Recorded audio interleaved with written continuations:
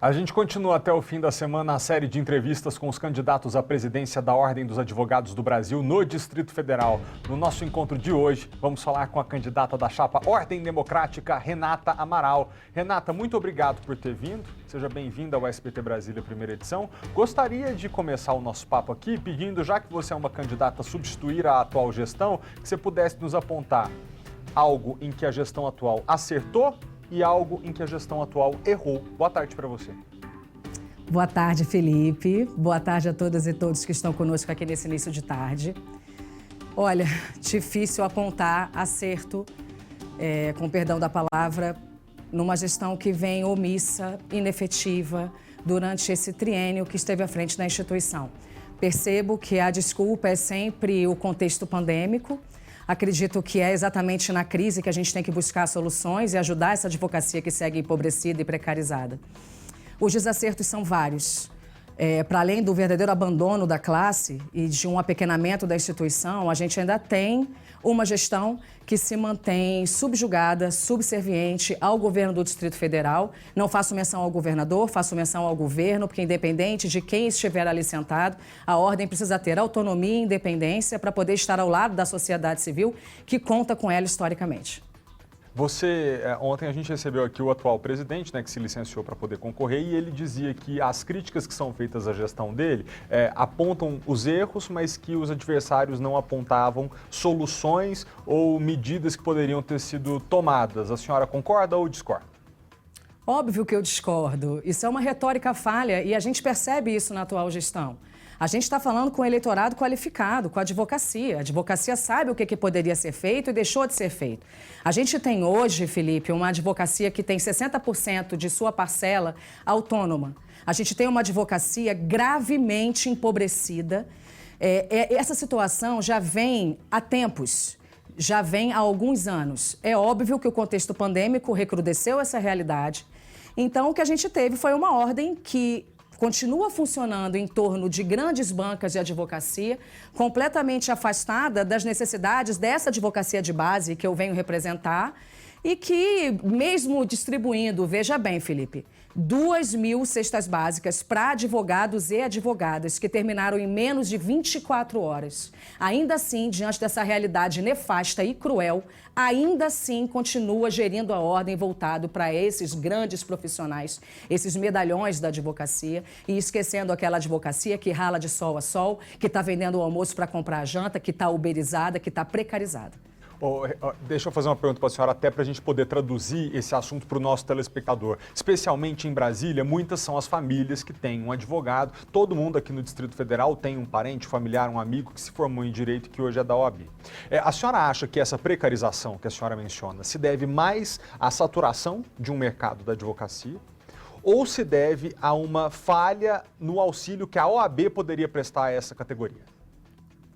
Muito boa pergunta, Felipe. Você tem aí duas frentes. Existe a saturação, isso é indiscutível, e a gente precisa e vai discutir isso na gestão. Essa saturação, inclusive, ela denota uma falta de fiscalização, de controle na abertura de cursos de direito, mas principalmente na fiscalização da qualidade do ensino jurídico. Qual a segunda parte da pergunta, para além que falhou aqui o meu ponto? A precarização da profissão advém da saturação de profissionais nesse mercado ou se realmente por uma falha da OAB? E aí eu aproveito e emendo aqui. A OAB poderia estar agindo de forma diferente para poder atender esses advogados que passam por necessidade? Sem dúvida. Essa precarização também é resultado dessa omissão, dessa política inefetiva que vem sendo há 20 anos trazida na OAB do Distrito Federal. Como eu disse, a gente está aí diante desses dois grandes grupos, um grupo comandado por Délio, outro grupo comandado por Thaís, mas que na verdade é do governador Ibanez Rocha.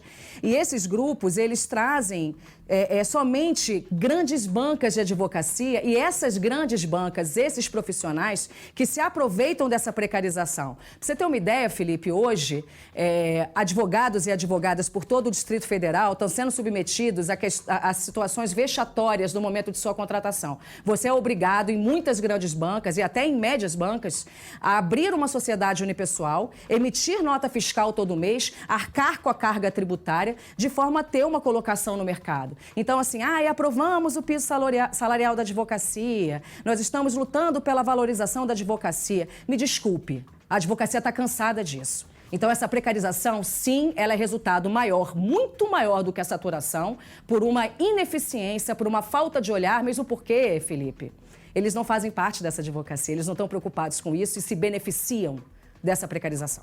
Ô Renata, nossa intenção em trazer os candidatos à presidência da OAB aqui num telejornal popular como o nosso, que alcança todos os setores da sociedade, é justamente aproximar essa discussão das pessoas que nos acompanham para que elas entendam também a importância do acesso à justiça.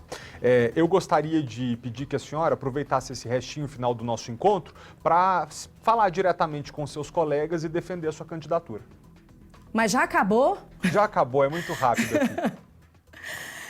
A gente tem uma dificuldade muito grande de furar a bolha e levar para a advocacia do Distrito Federal o conhecimento da nossa existência.